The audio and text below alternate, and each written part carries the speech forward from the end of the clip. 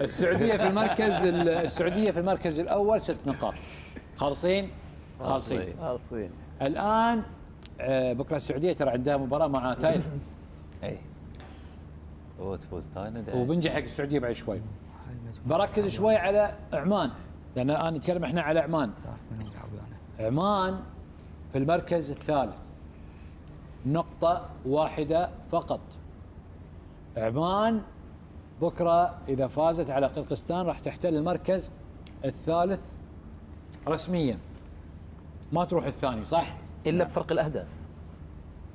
نرجع مرة ثانية، ليش؟ هي مباراتها مع تايلاند كم؟ هسه هم ناقص 1 عمان. زين.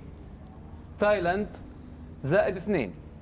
السعودية إذا غلبت تايلاند 3-0 وأي نتيجة لعمان خلص عمان صفوا ثاني. زين، خلينا نروح، خلينا على اساس انه صحيح يا كابتن خالد؟ او عمان تفوز 2.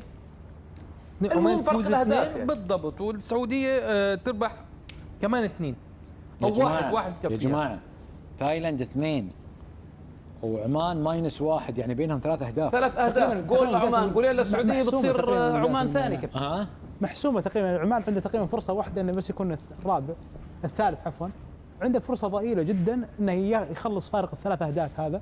تمام. وان السعوديه تعطي او تفوز على تايلاند بنتيجه اكثر من 2. خالد الامل في الجهتين، في السعوديه وفي عمان. صحيح. يعني السعوديه اذا فازت 2-0 مثلا. صحيح.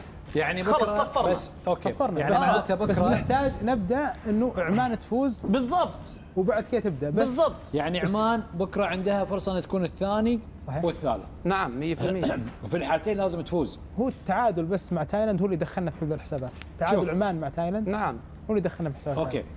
حسابات التأهل في المجموعة السادسة، منتخب عمان يتأهل كمركز ثاني في حال فوزه وخسارة تايلاند أمام السعودية بفارق 3 أهداف.